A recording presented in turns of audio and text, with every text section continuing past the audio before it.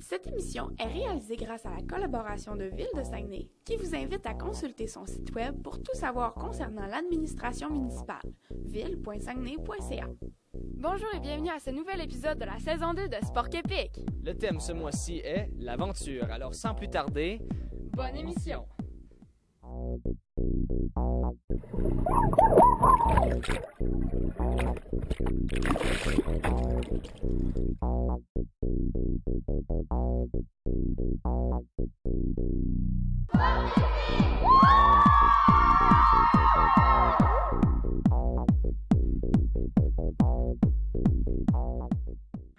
On est présentement en direction du quai d'escale pour essayer l'activité, le Géorally.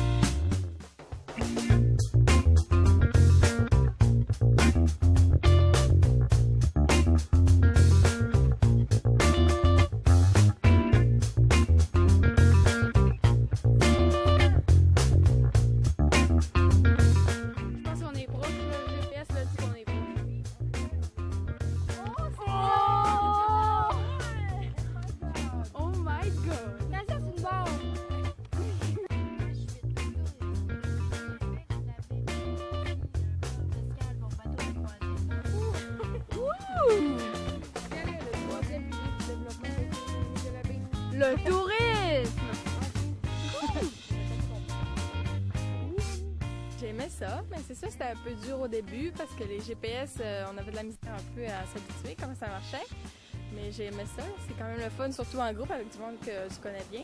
Au début, on trouvait pas la cache, là, ben, je sais pas s'il y en avait une, là, parce que puis là, après ça, on comprenait pas les GPS, fait que là, ça a pris vraiment du temps à comprendre, mais après ça qu'on a compris, ben, c'était cool. C'était très plaisant, on a eu beaucoup de fun, c'était fun, là. Mais c'était dur au début parce qu'on savait pas comment les GPS marchaient, mais sinon, on a trouvé comment ça marchait, là, ça allait bien. C'était vraiment le fun, on a appris plein d'affaires. J'étais pas en forme un petit peu, c'était de la misère à marcher, mais nous autres on est corrects, fait que c'était facile. D'apprendre des nouvelles affaires sur la baie comme le troisième pilier du développement socio-économique qui est le tourisme. Et c'est ça. On va quand même découvrir plein de choses sur notre ville, là, la baie. Puis c'est ça, c'est bien le fun. Là.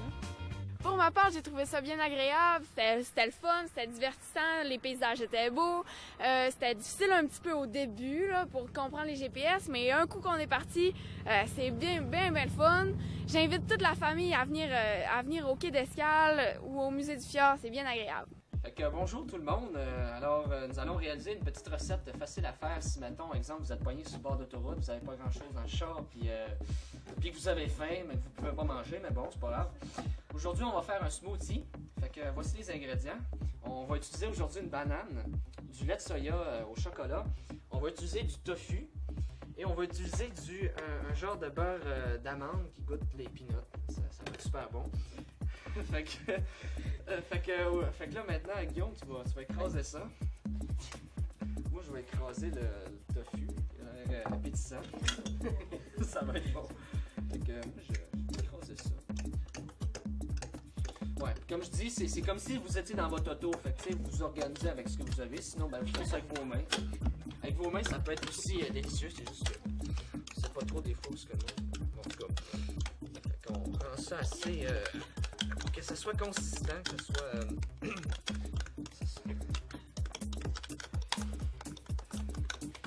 C'est de la misère? C'est pas évident. C'est pas évident, t'as peu. Au pire, ben, prends ça pour t'aider. Ça, écrase ça de même. C'est vrai que c'est pas. Tu l'écrases. On va oublier assez avec la prochaine. Ouais, prends ça. Prends ça. Ah, ça va coûter le tofu, mais. Écrase ça comme il faut. Ça peut prendre du temps, mais ça, c'est pas grave. Quand on est pogné, ben, on s'organise avec soi-même. Faut pas trop que ça soit mélangé. C'est correct. C'est correct? Bon. Et là, pour que ça soit bien mélangé, on va mettre. Comme ça. Prends ça. On va vider le tofu là-dedans. Regardez bien, ça va être super beau. Et arrachez ça là-dedans. Ça va faire un petit peu de masse, c'est pas grave. Ok. Après ça, vous pouvez verser un peu de lait ici, du lait de soya. Vous en versez quand même, quand même assez. Ça va. Voilà. Arrachez ça ici. Puis aussi, si vous voulez, vous pouvez rajouter un peu de beurre d'amande.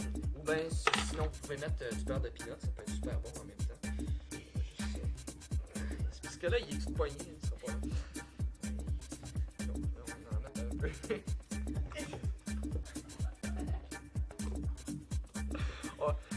Brasser ça avec un couteau, ça va être meilleur.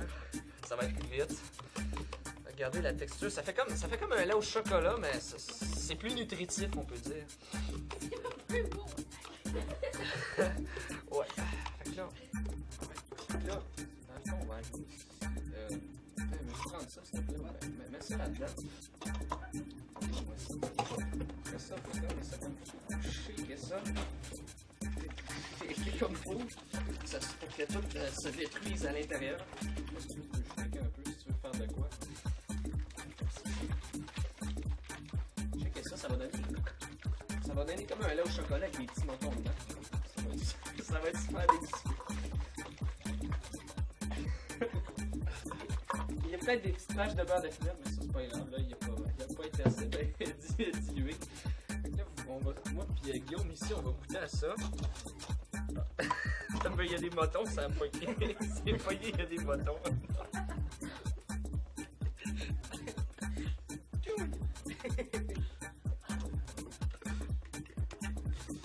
On va ça va donner. Il y a un chou là-dedans.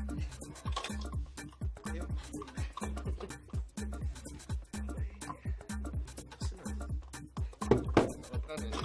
Excusez. Ouais, ben t'as peu parce qu'il est comme poigné.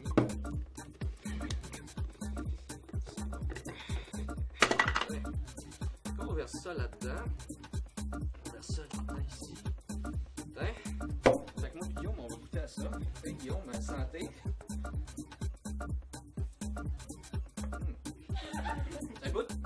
Ça goûte quand même bien le beurre d'amande. Très délicieux, très nutritif. Voyons. Ouais, c'est très bon, sérieusement.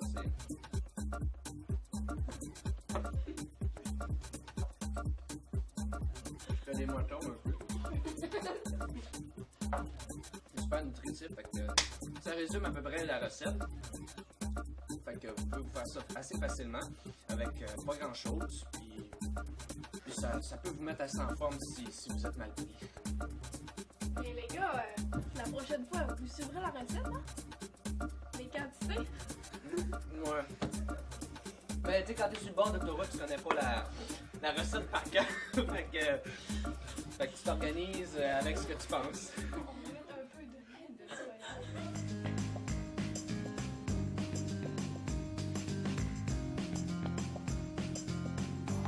Avez-vous entendu parler du GéoRallye? Ce nouveau phénomène qui fait sensation partout dans le monde. L'arrondissement de la Baie est fier d'avoir mis en place 3 nouveaux parcours sur son territoire afin de vous permettre de visiter ou revisiter notre beau coin de pays. Le GéoRallye, c'est une chasse au trésor moderne. Donc, avec l'aide d'un instrument qu'on appelle le GPS, on doit découvrir des objets, des indices. On a entré des points géographiques qui correspondent aux caches virtuelles ou non qui sont placés à l'intérieur des 3 trajets qu'on a dans l'arrondissement.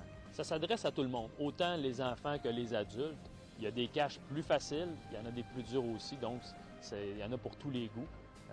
Puis c'est une activité qu'on suggère de faire ensemble, en groupe, en famille. C'est vraiment quelque chose que les gens vont apprécier. Le GPS va les diriger à un endroit très proche du lieu physique où est cachée la cache virtuelle ou non. Donc, une fois arrivé sur place, avec l'aide d'un indice, on doit la trouver. Une fois qu'elle est trouvée, on doit inscrire justement c'était quoi la cache sur le formulaire de GéoRallye.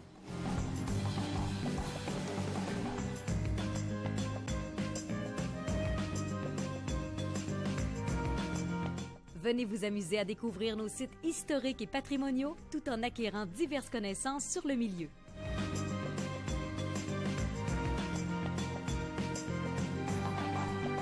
Pour débuter l'aventure, il suffit de vous présenter à l'un des 2 départs, soit au Musée du Fjord ou au Quai d'Escale. Vous devez avoir en main votre pièce d'identité afin de recevoir le matériel nécessaire. Bonne chasse au trésor!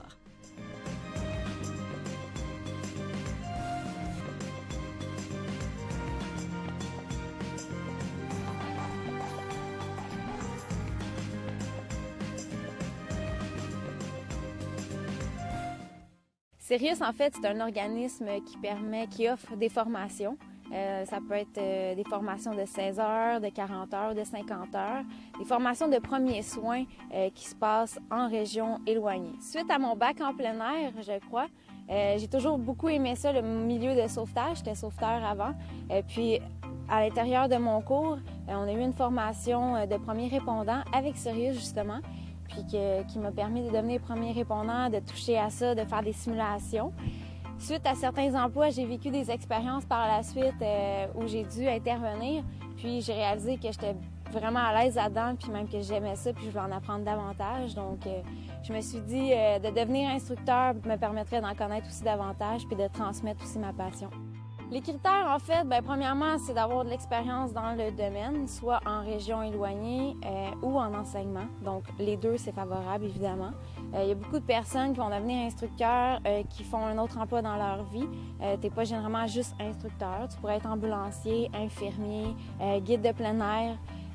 Donc, c'est vraiment regroupé dans ce milieu-là. Ça s'adresse vraiment à n'importe qui. J'ose espérer qu'un jour, il va y avoir encore plus de jeunes qui vont pouvoir s'intégrer à l'intérieur de formations comme celle-ci. Ça s'adresse beaucoup aussi à des gens qui vont travailler, par exemple, en région éloignée, soit dans le nord du Québec, dans les mines. C'est des exemples que je peux donner. C'est des travailleurs qui vont avoir besoin d'une formation en région isolée, par exemple. La formation de base en secouriste, c'est très bien, mais par contre, quand on est dans une région urbaine, la première chose à faire, c'est d'appeler l'ambulance et habituellement, elle va s'en venir dans un délai très respectable. Généralement, on n'a pas besoin d'intervenir tant que ça, puis on n'a pas à le faire. C'est les ambulanciers qui vont le faire. Quand on arrive en région éloignée, le problème est que les ambulanciers, des fois, ne peuvent pas se déplacer sur le terrain et ça prend beaucoup de temps avant d'avoir un soutien médical de cette sorte-là. La formation, ça ressemble à... On arrive tout le monde ensemble, on se présente, il va y avoir de la théorie, mais c'est tout le temps divisé par des activités pratiques. Donc, les pratiques, on fait des maquillages, on fait des simulations, et on met en scène une situation qui pourrait être réelle, où là, les secouristes, qui sont les apprenants, vont mettre en pratique ce qu'ils ont appris dans la théorie. Sirius peut s'adapter par rapport aux besoins de la personne qui nous demande de faire de l'enseignement. Donc, ça pourrait être une école, ça pourrait être une entreprise qui a un besoin plus prononcé par rapport à quelque chose. Ils pourraient nous poser la question, nous demander, OK, est-ce que vous pouvez adapter la formation pour les besoins? Donc, oui, à ce moment-là, on pourrait adapter, faire des capsules de survie, par exemple. Mais généralement, c'est surtout accentué sur les premiers soins reliés à l'environnement. Les gens sont très motivés, en fait. Ils le voient vraiment comme des vacances. Là. Ils arrivent là, ils savent qu'il faut quand même qu'ils soient à leurs affaires. Mais pour eux, c'est stimulant parce qu'il y a de la pratique, ils rencontrent du monde. Des fois, ils sont avec des collègues de travail, ça va changer la routine. Ils vont apprendre à découvrir des choses aussi sur eux-mêmes. Dans certains cas, ils n'auront jamais fait de secourisme avant. Ils n'auront jamais eu de cours de premiers soins. Donc, ils vont arriver là, pour eux, ça va être nouveau. Ils ne vont pas avoir de crainte nécessairement reliée à ça. Puis on est là aussi pour les accompagner, on y va étape par étape. On les pitche pas tout de suite dans une grosse simulation. On y va vraiment étape par étape. Puis on fait beaucoup de retours aussi sur les pratiques qu'on a faites. Il n'y a pas nécessairement un métier relié à ça. C'est vraiment des formations qu'on va aller chercher soit pour personnellement. Moi, je fais beaucoup de plein air dans la vie. Je veux savoir comment réagir s'il arrive une situation, comment prévenir des problèmes. Donc, je peux suivre cette formation-là. Ou simplement, je pourrais devenir aussi premier répondant, qui à ce moment-là, peut-être des gens qui travaillent dans des camps vont être appelés à être les premiers répondants qui vont intervenir quand il va y avoir des situations sur les camps. Vous pouvez visiter le site web qui est à l'écran. Tout est là, vraiment les prix, les cours, à quel moment vous pouvez prendre un cours. Vous pouvez aussi entrer en contact avec nous, puis on va vous donner aussi plus d'informations si vous avez des besoins spécifiques, si vous voulez ouvrir un cours à l'école ou dans votre entreprise. Nous, on est très ouverts à adapter la formation à vos besoins. Aujourd'hui, pour la capsule Service aux jeunes, on va visiter un centre communautaire. En effet, on vient visiter la maison des jeunes de la baie. Venez-vous-en!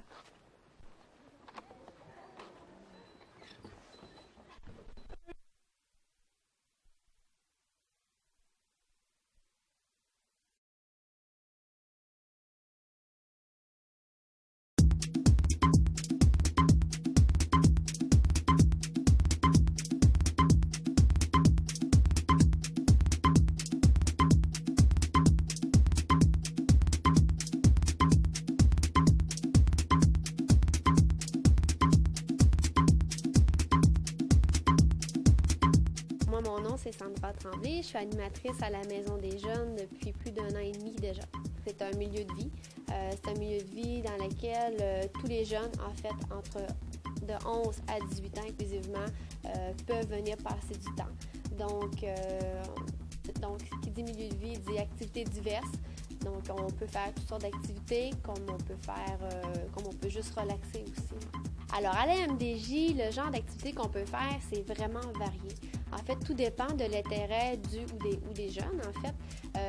Nous, c'est sûr, on n'est pas des animateurs. On n'est pas des animateurs de centres de loisirs, en fait.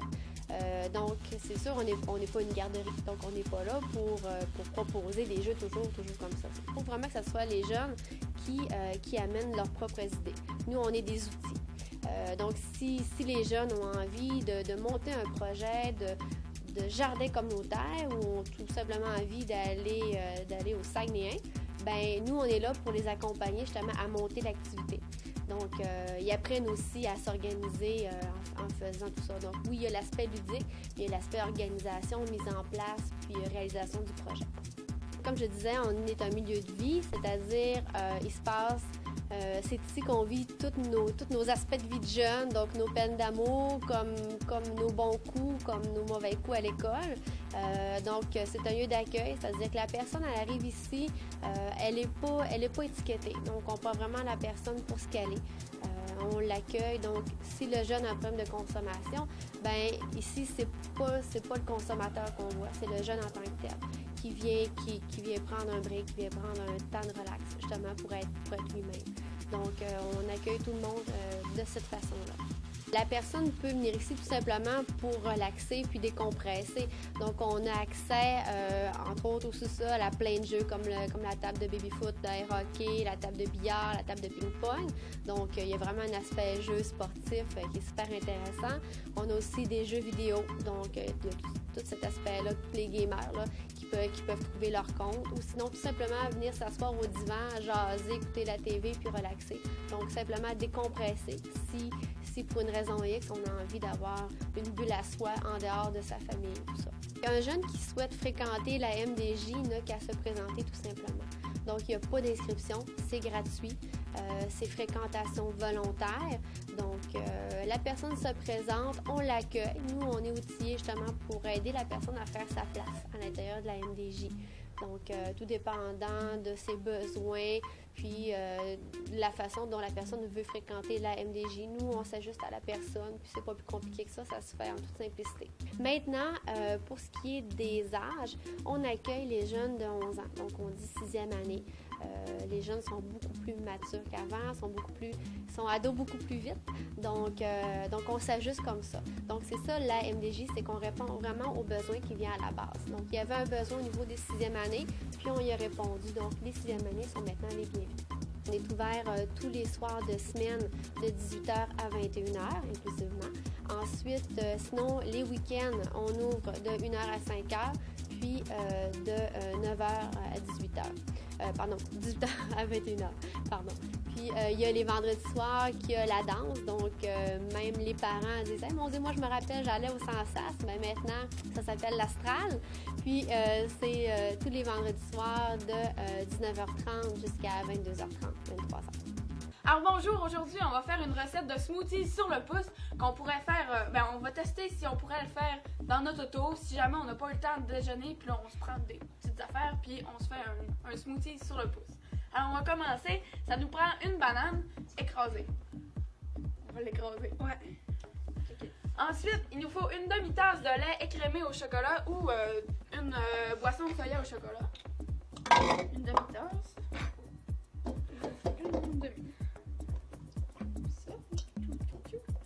Une demi-tasse. Ça va, Claudie? Yeah, ça va. Fait que là, on s'entend que si on conduit, on n'écrasera pas une banane. Parce que c'est dangereux sur la route. Ouais.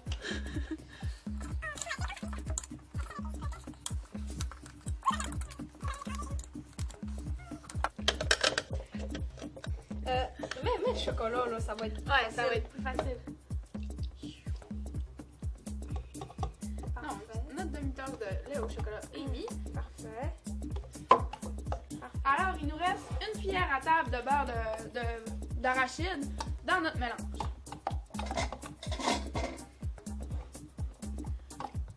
Aujourd'hui, on a mis du beurre d'arachide, mais on peut mettre du beurre d'amande, du beurre de soya, il n'y a pas de problème.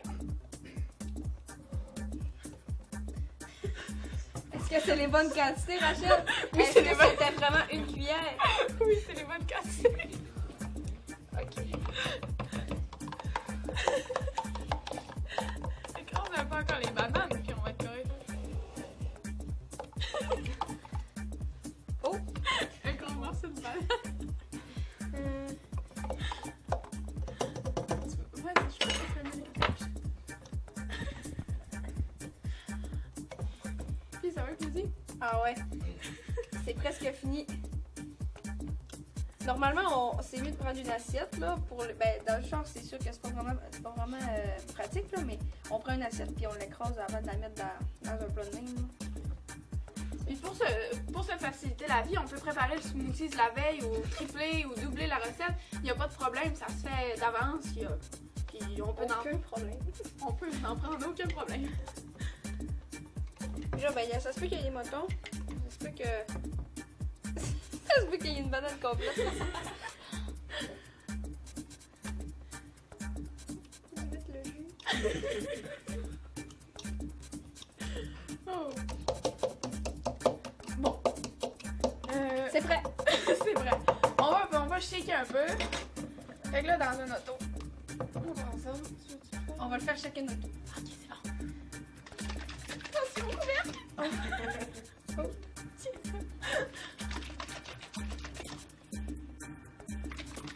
À toi. Hein? On va y aller. Ok, je pense que ça l'allume. Oh, ça coule. Oups. Ok, apporte-nous les verres.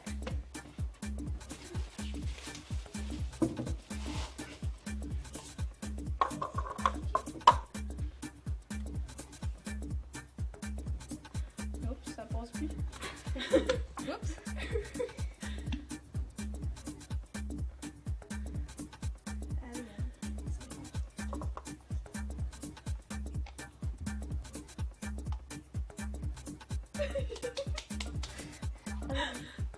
Oh, je pense que...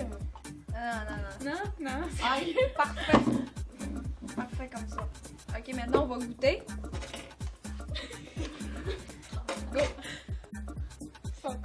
raté.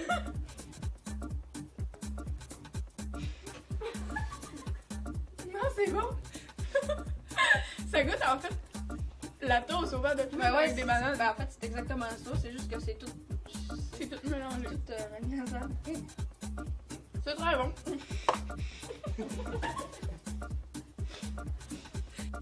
Alors oui, c'est déjà la fin de notre deuxième saison, mais c'est également la fin de notre carrière d'animateur à moi et à Rachel.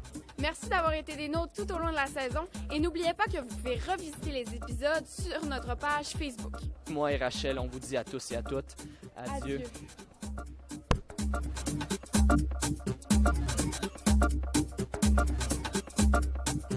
Cette émission est réalisée grâce à la collaboration de Ville de Saguenay qui vous invite à consulter son site web pour tout savoir concernant l'administration municipale, ville.saguenay.ca.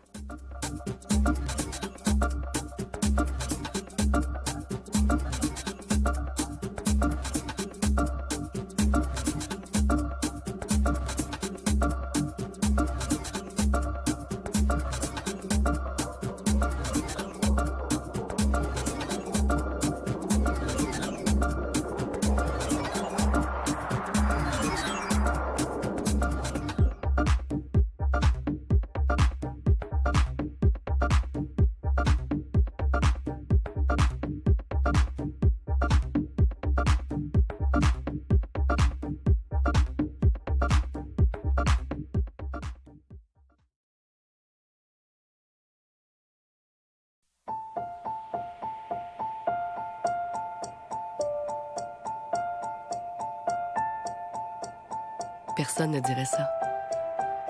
Alors pourquoi le dit-on à propos des gens qui souffrent de dépression? Tout comme le cancer, la dépression est une maladie. Une vraie maladie.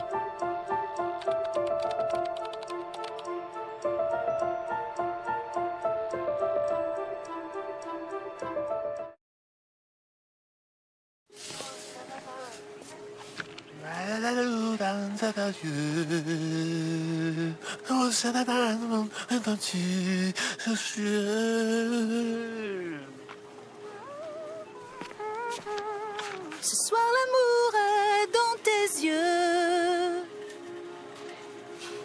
mais demain matin m'aimeras-tu?